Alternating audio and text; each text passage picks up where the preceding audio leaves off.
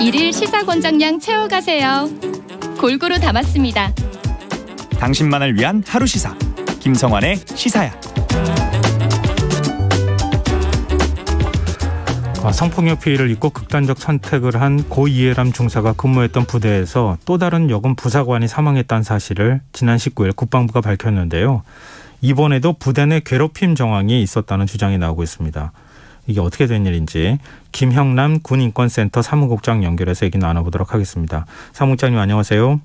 예, 안녕하십니까. 네, 일단 지금 여군 부사관 사망 사건 지난 19일 숙소에서 숨진 채 발견이 되면서 알려지게 된 거죠?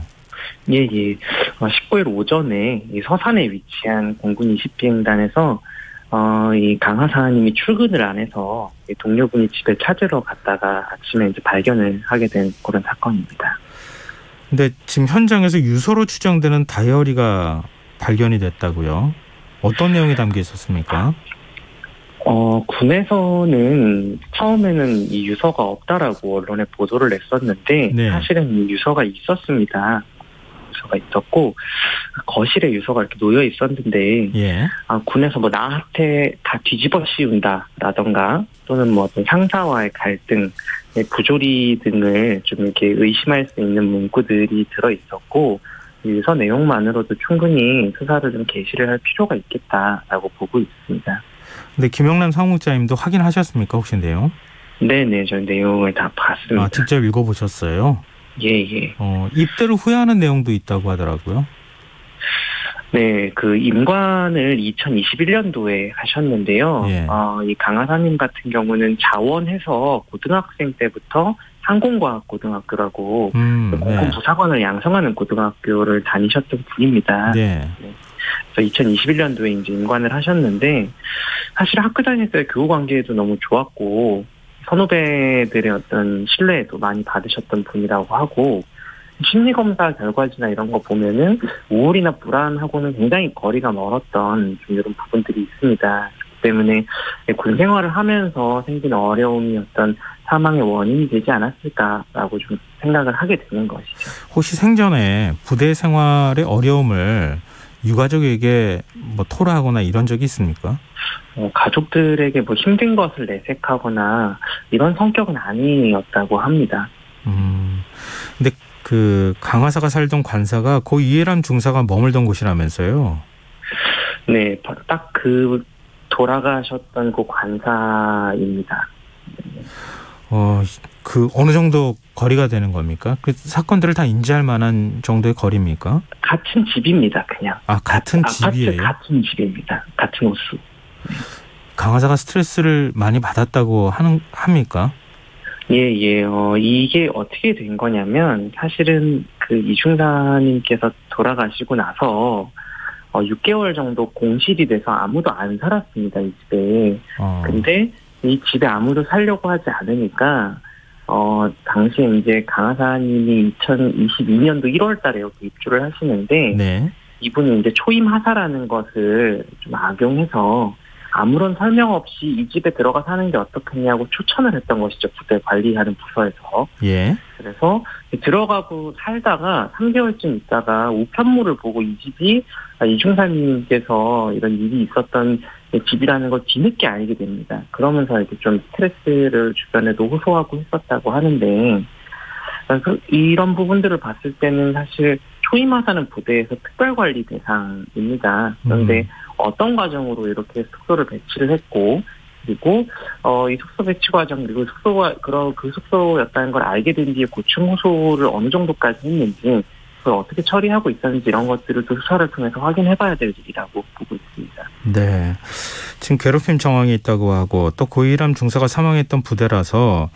이 부대의 어떤 그 뭐랄까요 환경에도 문제가 있는 거 아니냐 이런 지적도 있거든요.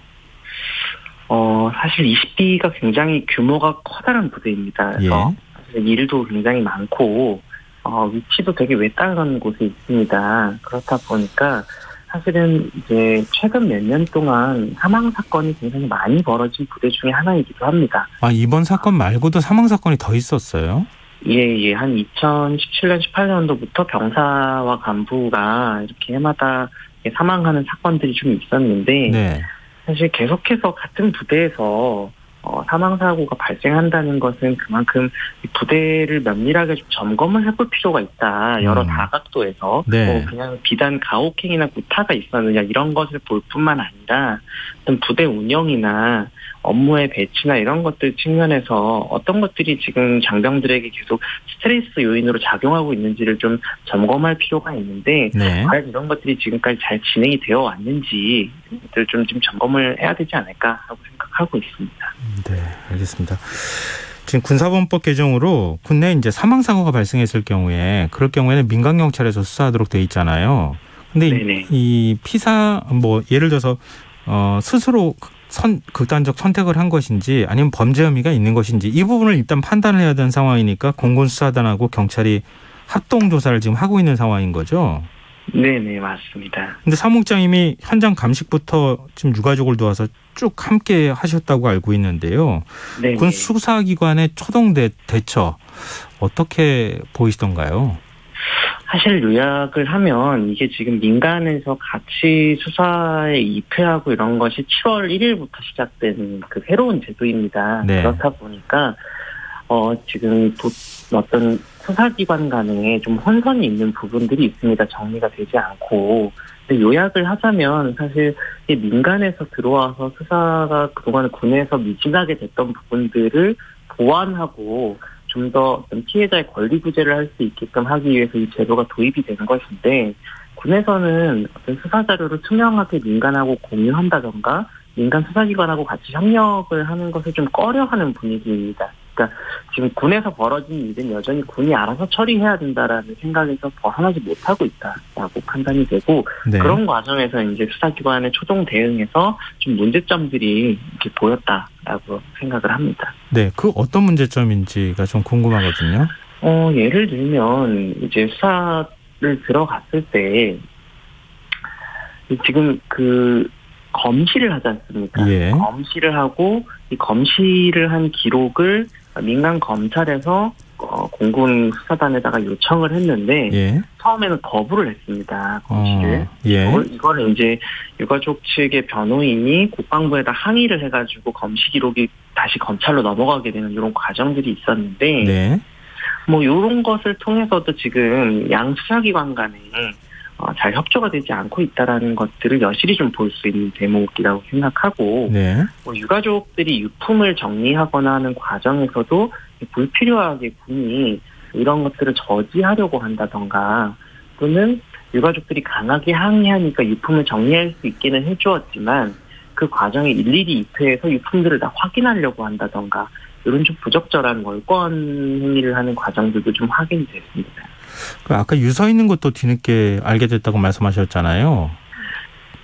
예. 사실 뒤늦게 한 것이 아니고 예. 사망 당일에 이미 군은 유서가 있다는 걸 알고 있었습니다. 왜냐하면 현장 감식을 들어갔을 때 유서가 제일 잘 보이는 곳에 놓여져 있었거든요. 예. 근데 왜 언론 보도에 유서가 발견되지 않았다라고 보도를 한 것인지는 사실 좀 의문입니다. 지금 그러면은 공군 수사단에서는 변사 사건으로 보지는 않고 있는 겁니까? 그러니까 뭔가 범죄 혐의가 있는 것이다 이렇게 보고는 있습니까? 변사 사건으로는 이제 이건 이제 변사 사건은 맞는데 예. 범죄 혐의점이 있는지 없는지는 사실 이제 수사를 통해서 그리고 뭐 전자기기 포렌식이나 이런 것들을 진행하면서 좀 확인을 해나가야 되는 부분이라고 보고 있고 예. 수사관에서는 뭐 그런 것들을 염두에 두고 수사를 하고 있다고는 하는데 유가족들께서는 과연 투명하고 공정하게 수사를 진행할 것인가에 대한 의구심을 좀 여러 가지 과정들을 통해서 품고 계신 것이죠. 그러면 앞으로 남아있는, 그러니까 결론을 내리기까지 남아있는 절차나 과정이 어떤 게 있습니까? 지금 이제 국가수에서 전자기기 포렌식을 한다, 뭐 이런 얘기도 있던데. 네네, 오늘 포렌식 이미징을 떴고요. 예. 이 자료는 이제 국방부로 보내게 됩니다. 다시 공군 수사단으로 보내서 이 포렌식 자료를 분석하는 것은 공군의 몫이 됩니다. 근데 이게 과연 이제 포렌식을 한 것을 결과를 잘 분석해낼 수 있을 것인가, 이것을 과연 군 수사기관만의 몫으로 납둬야 될 것인가에 대한 의문이 있는 것이고, 예. 민간 수사기관에서도 지금 같이 입회하고 수사에 참여할 수 있게 하는 만큼 군이 이런 기록들을 민간하고 적극적으로 공유하면서 이 실체적인 진실을 파악하기 위해서 상호 협조하고 노력을 해야 되는 것이지 마치 경쟁을 한다던가 영역 다툼하는 식으로 가게 되면은 수사가 제대로 진행되기 어려울 것이다라고 보고 있습니다. 지금 고인이 뭐 유서를 통해서 밝힌 내용으로 알려지고 있지만 뭔가 심리적 압박을 받을 만한 사건도 있었고 또 실제 실명도 거론되고 있는 것으로 알고 있는데요. 이 공군 수사단에서 관련자들을 조사도 하고 있습니까? 이런 부분들을 아직 잘 공유를 하지는 않습니다. 그래서 유족들도 지금 뭐 누구를 소환해서 어떤 수사를 하고 있는지 이런 것들은 공유를 받지 못했기 때문에 잘 알 수는 없는 상황입니다. 사실 이런 것들도 공유가 잘 돼야겠죠. 가족들하고 세세하게 어떤 내용을 조사했고 수사했는지를 알려줄 수는 없지만 네. 어느 정도로 진행되고 있는지는 유가족에게 잘 공유가 돼야 되는데 이런 부분들이 우리 군이 좀 부족한 부분이 아닐까 하는 생각을 하고 있습니다. 아니 근데 좀 답답한 것이요.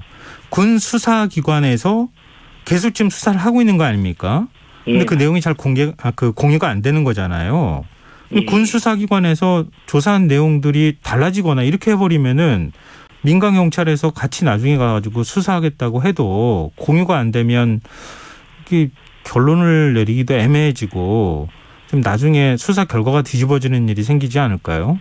사실 그런 부분들을 보완하기 위해서 지난해 군사법원법을 개정하고 이 사망 사건의 원인이 된 범죄는 관할을 민간으로 이전하게 된 것인데 그 사망 사건의 원인이 된 범죄가 있는지 없는지를 판단하는 역할을 그대로 군에 남겨두다 보니까 이 제도상에 좀 모순이 발생하는 부분이 있습니다. 사실 지난해 군사법원법 개정을 한 것이 그 이해람 중사 사망 사건을 계기로 하게 된 것이지 않습니까? 군이 투명하고 공정하게 수사를 잘 하지 못했기 때문에 이러한 문제들을 이제 책임을 물어서 법을 개정하게 된 것인데 그렇다면 법의 개정 취지는 피해자들이 실질적으로 어떤 수사기관의 조력을 잘 받을 수 있게끔 하는 방향으로 갔어야 되는데 그렇지 못하다 보니까 지금 군이 그 제도의 빈틈을 악용을 하고 있는 좀 그런 상황들이 벌어지고 있다라고 판단을 할 수밖에 없는 것이죠.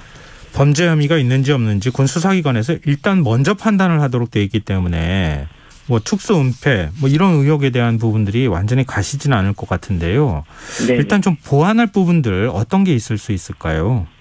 저는 사실 이런 몇 가지 이 사건들이 지금 이미 7월 달에만 군인이 사망한 변사 사건이 한 9건 정도가 됩니다. 네.